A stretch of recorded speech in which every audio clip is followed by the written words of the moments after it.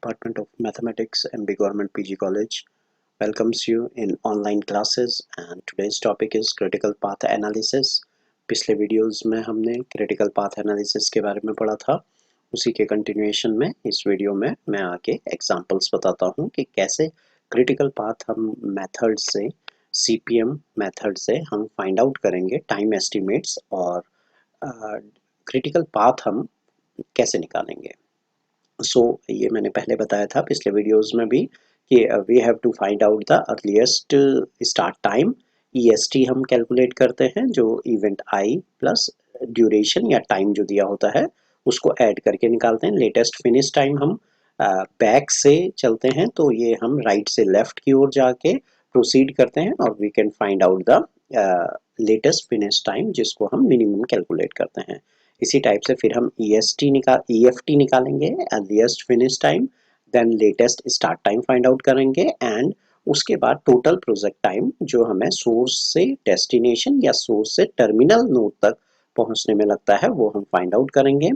Then we have to find out slack और floats, जो amount of time जो delay हुई है कोई एक्टिविटीज, अगर एक नोड से दूसरे नोड पे कोई एक्टिविटी निर्धारित समय में पूरी नहीं हो पाती है तो उसको हम स्लैक से कैलकुलेट करेंगे and then we find out the total float जो LFT माइनस EFT होता है, then free float and then हम निकालेंगे इंडिपेंडेंट फ्लोट।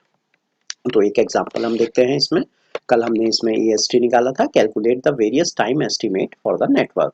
यहाँ पे हमें वेरियस टाइम एस्टिमेट निकालना है, A नोड से G नोड तक हमें कैलकुलेट करना है वेरियस टाइम एस्टिमेट्स और फाइंड आउट करना है।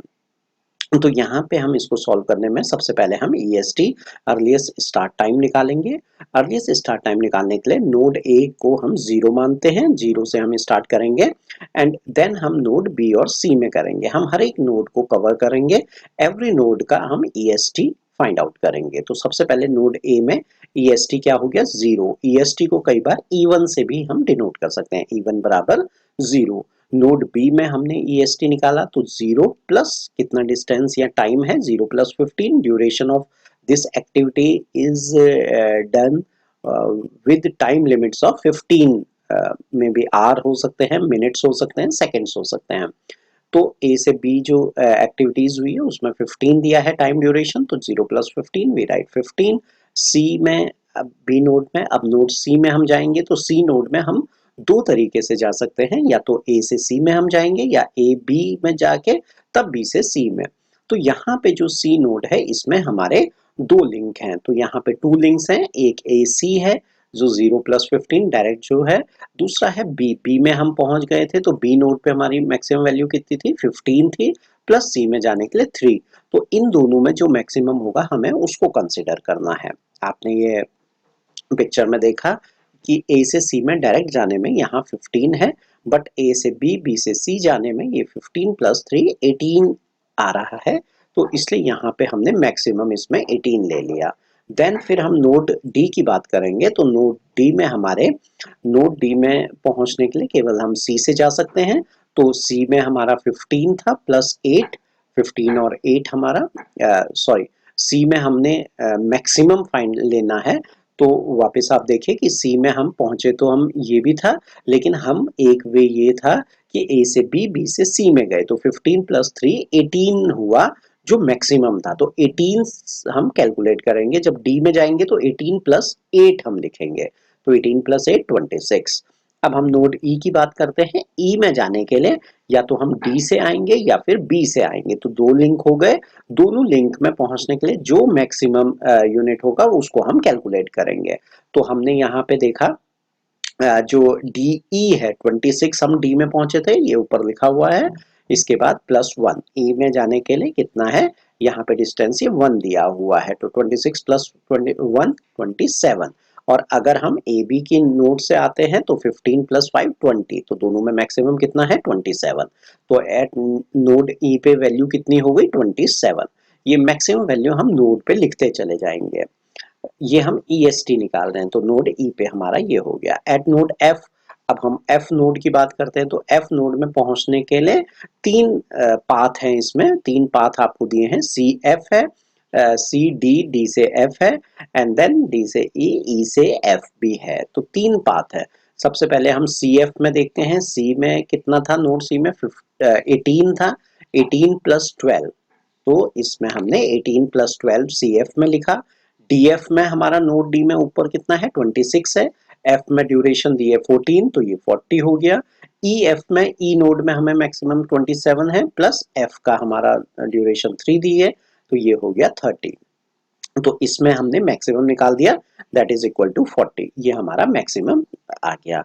अब एट नोड जी में हम देखते हैं। जी में केवल एफ से जाया जा सकता है। एफ में मैक्सिमम 40 था, 40 प्लस 14, तो ये 54 आपका ये जी में आ गया, तो 54। तो ये इसका मतलब क्या हुआ कि हमें ए से जी तक जाने में मैक्सिमम जो हमें टाइम लगा, टाइम एस्टिमेट मैक्सिमम टाइम हमें जो लगा, टोटल प्रोजेक्शन जो टाइम है ए टू सोर्स टू टर्मिनल में जाने के लिए, वो 54 यूनिट्स है। तो हम 54 यूनिट्स में इसमें पहुंच गए। अब इसी में हम LFT कैलकुलेट करते हैं। ये हमने EST निकाला, अर्लीस्ट स्टार्ट टाइम। अब हम LFT means latest finish time calculate करेंगे। लेटेस्ट फिनिश टाइम हम हमेशा, जैसे कि पहले वीडियो में मैंने अभी बताया आपको कि हमें राइट से लेफ्ट की ओर जाना है। LFT हम बैक नोड, टर्मिनल नोड से सोर्स नोड की तरफ बढ़ेंगे और ऐसे काउंट करेंगे और ये ड्यूरेशन उसमें माइनस करेंगे। जैसे टोटल एट नोड जी की हम बात करते हैं, तो जी नोड में क्या हो गया हमारा? 54 यूनिट्स इसमें वैल्यू आ गई। तो यहाँ पे हम लिख भी सकते हैं कि इसकी total cost, sorry total unit जो है वो 54 आ गई। तो 54, अब हमें एफ में जाना है, तो 54 माइनस 14। तो इस केस में हम जो LFT है जो हम निकालेंगे राइट से लेफ्ट में, तो एट नोड जी में हमारा LFT कितना हो गया? 54 हो गया। नोड जी में 54 है, एफ नोड में सिंगल लिंक है, तो 54 माइनस 14 हमारे पास 40 आ गया। हमने सीधे इसको कैलकुलेट कर लिया। अब हम एफ से पीछे देखते हैं। एफ के बाद हमारा अगला नोड है ई नोड, ये भी सिंगल लिंक है, तो ये 40 हो गया था। 40 माइनस 3, इसको हम ऐसे सीधे लिख लेंगे 37। अब फिर हम देखते हैं इसमें नोड हमारा जो डी नोड है। अब इसमें डी नोड में हमारे 2 लिंक हैं। कौन कौन से लिंक है? एक एफ से डी पाथ है और एक ई से डी है। तो अब इन दोनों को हमें कंसिडर करना है और दोनों में अब हम जैसे EST में तो हम मैक्सिमम फाइंड आउट कर रहे थे, LFT में हम मिनिमम लेंगे। तो ये आप ध्यान दीजिए, जैसे FD हमने निकाला तो F नोड पे हमारी वैल्यू कितनी थी? 40 थी, तो 40 माइनस 14 ये 26 हो गया। E पे हमारी नोड पे 37 थी, माइनस 1, तो ये 36 हो गया।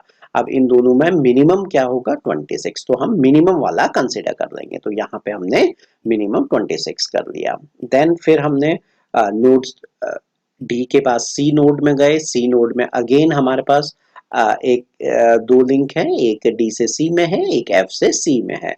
दोनों को हम कैलकुलेट करते हैं। एफ से सी में क्या हो जाएगा? एफ नोड पे हमारी वैल्यू 40 थी, 40 माइनस 12 हो जाएगी, और ऐसे ही फिर हम सी डी नोड पे निकालेंगे। तो एफ डी पे 40 माइनस 14 26 हो गया। ई डी पे हमने ये तो निकाल लिया था, 37 माइनस ये 26 आ गया था। इसी टाइप से सी नोड पे एफ सी 40 माइनस 12 ये 28 हो गया, और डी सी जो दूसरा वाला नोड है उसमें 26, क्योंकि डी में हमारे 26 था मिनिमम, तो 26 माइनस 8 ये 18 हो गया। इन दोनों में मिनिमम हम फाइंड आउट करेंगे, तो मिनिमम हमारा 18 आ गया। अब हम नोड बी की बात करते हैं। नोड बी में अगेन फिर 2 लिंक है, एक सी बी है, एक ई बी है। अगर आप पिक्चर में देखेंगे तो सी बी जो है, सी में 18 मिनिमम आया था, 18 माइनस हमने 3 कर दिया, तो ये 15 आ गया।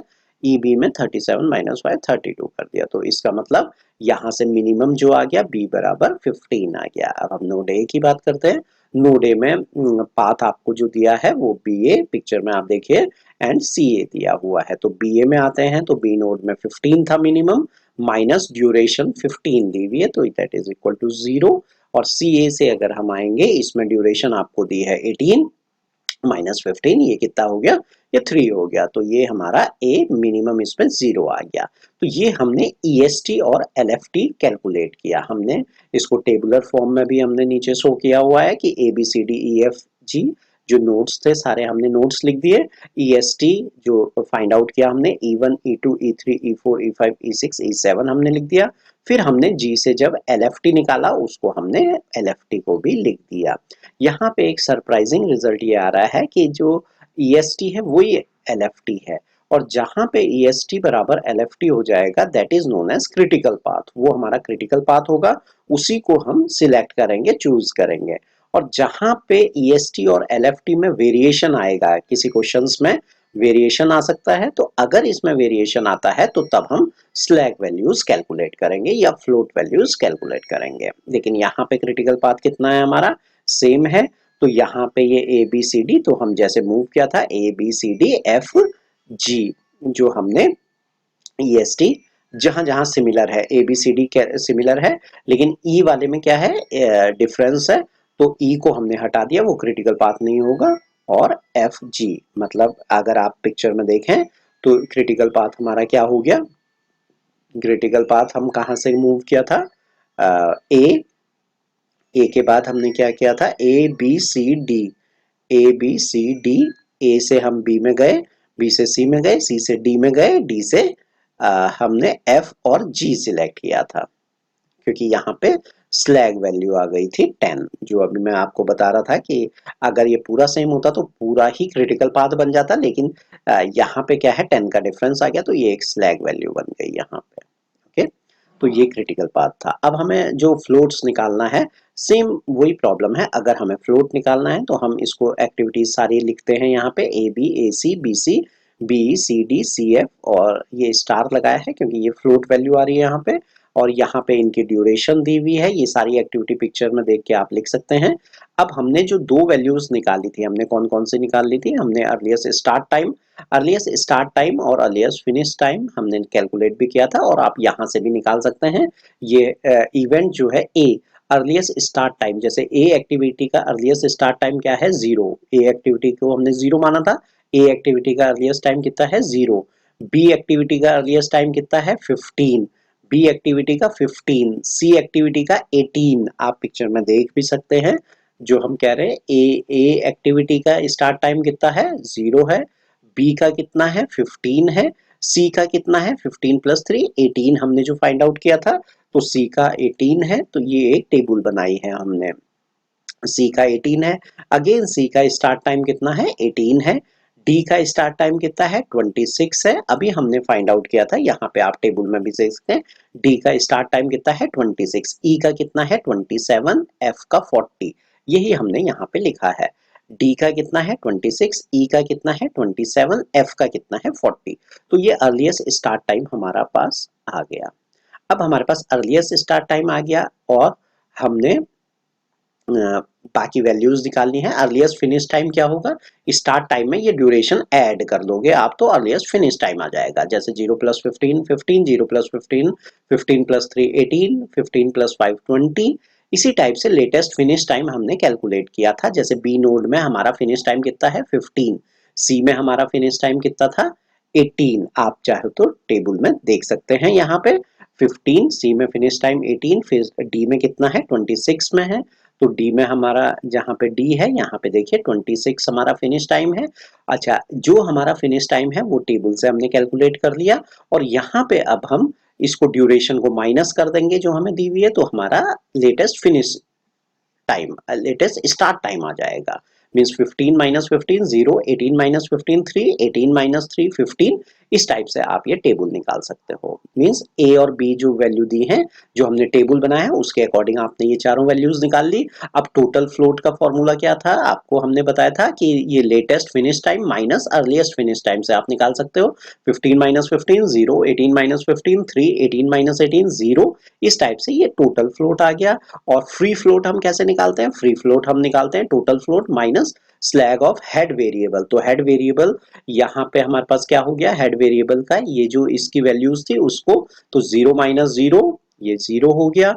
इसी टाइप से ये हम टेबल कैलकुलेट करेंगे। मींस 3 माइनस, जैसे सी एक्टिविटी हेड इवेंट्स हमारे पास क्या है, सी एक्टिविटी में है, तो उसमें कुछ नहीं है, तो 0 था, तो 3 - 0 3 आ गया, एंड देन 0 0 ही आ गया। 17 का था, देन ई वाले में क्या है, हमारा स्लैग वेरिएबल है 10 का, तो 17 में से माइनस कर दिया 10 तो 7 आ गया, देन 0, 10 का 10 आ गया, 10 10 माइनस ई में अगेन 10 था हमारा, तो 10 माइनस 10 इज इक्वल टू 0 हो गया स्लैग वैल्यू से।